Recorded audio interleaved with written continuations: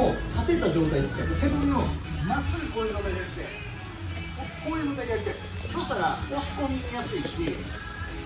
これでフロント取られることはほぼない。でここにあると頭ってすごい多分抱えやすいし、首も締めやすいし、下に下ろしやすい。肘とかでこの距離やったら